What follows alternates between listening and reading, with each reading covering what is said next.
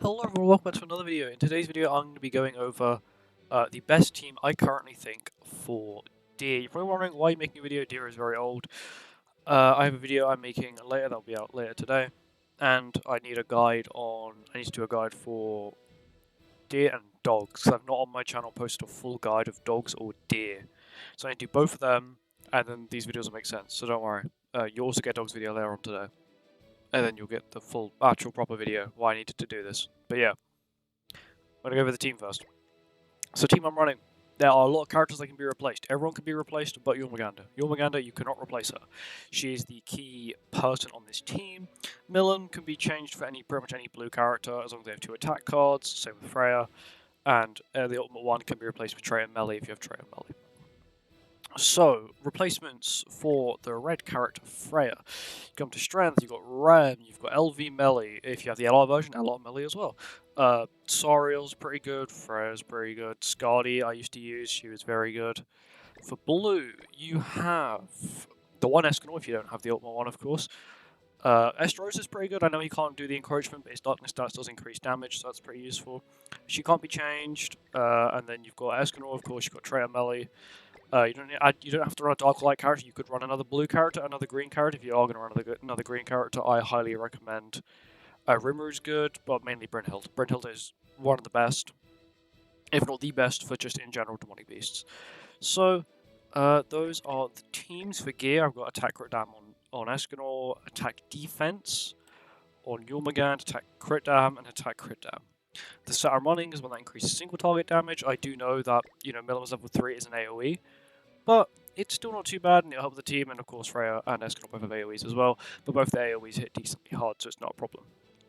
But anyway, that's it. Anyway, before this video starts, do you know that only 10% of you are subscribed? And you can subscribe to get daily 7 Deadly Sins content. And I don't plan on stopping in any time soon. So subscribe and like the video. You may not know that you're subscribed, but a lot of you watch my videos and you're not subscribed. So please subscribe, it helps out the channel, and let's get into it. If you're wondering why I paused the record, or why there was a quick jump cut, it's because I wanted to make sure that I didn't end up failing, and then you guys having to sit through and watch me fail over and again, and it saves me having to keep recording the same things over again, and I may miss something. At the end of the video, the majority of the characters I mentioned, I'll have how to build, which I'll link to at the bottom, so don't worry. Now, what do I do time 1? Do I always do? So she should get increased stats from her passive because of her, which would be pretty useful. How much attack does she have now? 30k turn 1. It's pretty good. What you always want to do is you want to use 1 card of each. That's very good damage. Just so you know that you've got cards for the next phases. Especially for phase 2 and 4. Phase 2 and 4 you're always going to have a lot of cards for. I do have Jormunganda's Relic. You don't need Jormunganda's Relic. You don't need anyone's Relic on this team. Of course, if you do have Milim, you probably have Milim's Relic, as it was free with the collab. Freyja, you don't need Freyja's Relic. It's only really for stats. It doesn't actually work on this demonic beast anyway.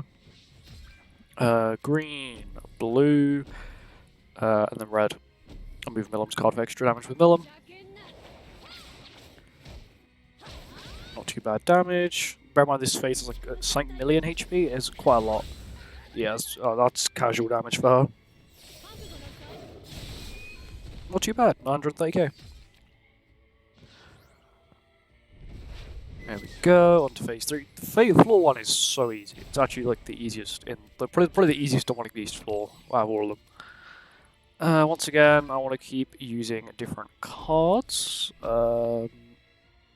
I'll use this AoE, and then I can use a Milim single target as well, because I have her ult for next turn. I just realized I don't have a green card. That might be a slight problem, but it might not be. Actually, no, I forgot this thing has a 20% damage cap. 25% damage cap, so I can't kill anyone. That's fine. This phase has a 25% damage cap. Passives don't really matter on this demonic beast. The decreased damage taken one could be a little irritating later on, especially if you get the increased defense related stats whenever you use an ultimate. That one's a little bit irritating. Milim at 1/6 will just do damage cap because it's Milim. Just doesn't like Escanor for some reason. Fair enough. That will kill. Not waste these cards. I'll waste them. Don't need them. There you go. Instant kill. I have ultimates as well now, which is good. So the reason why Freyja is actually very good is because her ultimate is Wave. It actually has a really high multiplier. Like, as this is an Abyss ultimate, by the way, and it's AoE, but because of Wave, it makes it so much better, because it means that, okay, it's more fair on PvP, but on PvE it's also very good. Green, blue, red, and then we'll do light at the end. If you use a light card first, it doesn't actually trigger the red, green, blue cycle, so you're actually okay. This should do a decent chunk of damage. I actually did very little. I thought I was going to do way more than that.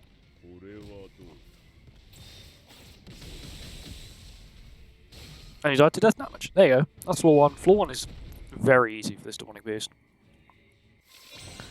And I actually get a 10% drop. But yeah, this team, Milim is a big carry. Milim, Escanor are big carries. Freyja's got good DPS. Jormungand's pretty much a healer. She can also remove buffs, but that's not really needed. And if you get to that point, it's pretty much the end game for you. Anyway, on to the next floor. On to floor 2 now. Floor 2, it's a little bit more irritating. There is one gimmick that's on phase 2. Apart from that, it's not too bad though.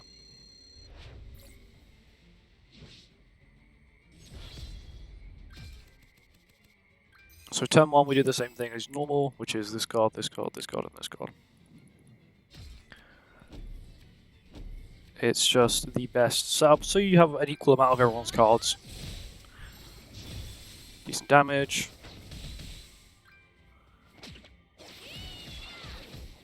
You don't have to kill this first turn, turn 1. You can take it easy, store up some cards for next turn, which is normally what I do. Decent damage. I do have a lot of blue cards now. So I'm probably going to run these two and that, because if Milim doesn't kill, I don't really want to be stuck on this phase for another turn.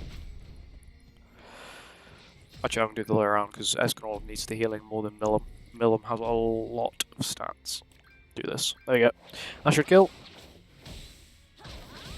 Yeah, okay, yeah. It was way overkill. Anyway, I need the lifesteal. I think it was full HP before I used the card. What did he heal? He healed so much for some reason. Okay, this is the most irritating bit. See, this phase, you actually have to do the color wheel up here. I got the HP increase, didn't I? I got HP increase, that's irritating. So you have to do green, blue, red. You'll do 0 damage until you actually do the card. Why am I doing this? Green, blue, red. I'm going to move for Milim's ult. And then for the second turn, this is where the gimmick comes in for this phase. And that is, you have to have one character frozen, if not, he wipes your team, guaranteed. There we go. So what I like to do is I'll do green, blue, red, and then light, because light is not on the color wheel, which means he'll be frozen. Milim's going to take a lot of damage.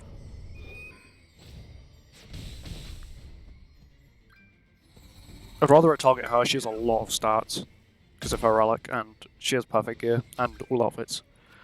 Green, blue, red, light. I have a lot of Milim cards, so I will need to start getting rid of them. The reason I play the Escanor card at the end instead of freezing him immediately is because with Jormungand's relic, you cleanse after you do a full color cycle, or of her passive. After you do a full cycle of her passive, it cleanses you, so you don't really want to do that. But you can just do this instead, and just straight up evaporate it. I do have a lot of Milim cards, like a lot of Milim cards. Okay, I will have to get rid of some of these Milim cards. I don't want to do this though, because it's just gonna start doing its passive, where it just. I'm just gonna do this instead. I'll get ultimates anyway. So this thing it's gonna infect me. So there's no point in me just. It's got a lot of HP. It's gonna heal a lot, and it's gonna infect me. So there's no point me wasting cards and getting rid of the passive on someone, because I don't want them taking too much damage. Of course, I can just cleanse it off, but it cleanses afterwards, so I don't get any lifesteal. Now it's going to infect. Yeah, that's the infect AoE. Single target. Okay, I'm fine with this single target in Escanor. I can get her ult. It's not the strongest, but I can get it. Can this kill? So how much is this going to do? It might actually kill. This will do decent damage. That's not bad. 162 for an AoE isn't bad. There you go. She didn't even have the passive. She still killed. Now I can do... So this is the best thing... Oh wait, did I get the one right Lizzo gauge? Okay, no I didn't. That would have been horrible. So what you can do here is you can use light first. I'll give an example. So you use light, green, blue, and then red. What this will do is Escanor's damage will go through and it won't start the colour wheel yet. Escanor's damage went through. He's not frozen, he's fine. Green damage. Blue. Also, you have to do the colour cycle to get rid of the HP related stat buff. That's more like it. 218k, that's more like it. There's not much of a difference because the only thing she had was like 7 or 14% damage increase, and that's not gonna like nearly triple her damage. Yeah, this is a wipe here though. I wish I did, so I can do green, blue, do that. I'll just move this for some extra healing with Milim because of her passive or her relic. Big damage, and that's phase 2 done. Sorry, floor 2 done. Floor 2 is also very easy. Floor 2, Deer is, in my opinion, the easiest demonic beast now, because you've got all of these really broken characters. So, it's pretty easy. Anyway, on to floor 3. Now we are on to floor 3. So, with floor 3, there's only really one floor that has a gimmick, and that's the final bit, the final phase of the floor. And that is, like, you have to kill it in probably around 3 turns, if not you've lost, because it's just going to constantly keep doing... It's going to stance up, it's going to do this. Oh yeah, so with this, if you've got a character like Milim, so it's going to target Milim because of type disadvantage. Well, it has type advantage, so it's going to attack disable me because it's that debuff card to attack disable. It's going to hit Milim 3 times with attack disable. So I always use the attack card with Milim first here. You know, it's not going to do that much damage because I don't really have Jormungand as passive, and I don't really have her relic procced at this time. Was always Escanor will go last because he's big damage here.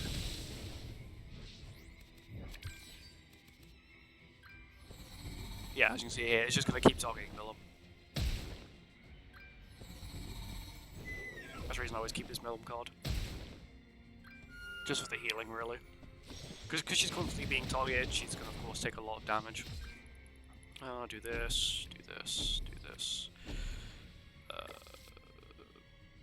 Yeah, that, this. But do I think that will kill? I'm just going to go with this, this, this. I don't want to kill because I would love to get the upgrade, but I have a feeling that Milim's just going to nuke here. Oh, thank goodness she didn't kill. Yeah, and Freyja would have killed. Yeah. Freyja's got really strong single target damage. Unfortunately, it is Flood, so if she does take a lot of damage and she gets sealed, it's kind of game over. But once again, this is just the normal color wheel, so we got light, green, blue, and then red. Always do light first if you can. On the final phase you can't, because it's got one of those irritating, you've got to do colour wheel before you can actually start damaging it. This will heal the team, but my team's full HP. She doesn't actually do much damage even with attack defense. That's with attack defense, by the way. Okay, we are killing. Bang! 345k. I'm pretty sure that's damage count. I have a lot of Milim cards. Oh, I didn't mean to do that. I said I have a lot of Milim cards. That's not an excuse to give me more Milim cards, game. I'm not really scared of this phase. Just want to get rid of a lot of cards, really. Milim's ult, I just want to get rid of just so I can cycle more cards. Her damage isn't too bad, bear in mind she's currently not getting a boost from Jormungand because I played more than one card for her. Escanor, big damage, there we go. Yeah, so her and Escanor no longer have the buff. I do have this healing card, which isn't too bad. Actually, no, I'm going to use Escanor's ult because I can't use it. So on phase 4, it's going to always ult drain you. It will always immediately ult drain you. So if you have any ultimates, you want to use them immediately on the color wheel. I want to keep that, and then I'm going to do this as well, just in case.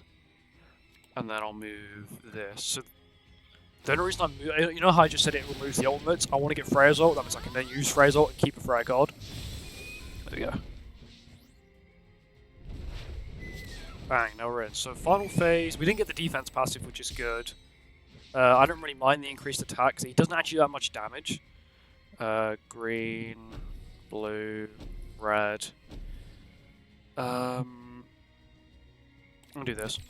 So this is the part where it may take me a few attempts of like constantly recycling in, recycling back, because now it's the point where you have to get it below 30%, between 20 and 30%. If not, he full heals, and it's game over immediately. Green, blue, red light. Okay, I'm pretty sure I can kill this turn. Escanor's gonna take. I don't want Escanor to. He's gonna take so much damage, man. He's gonna drain my ult, which is fine.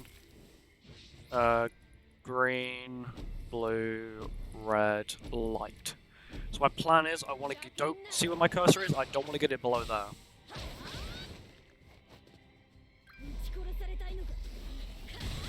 Okay, Freyja probably won't.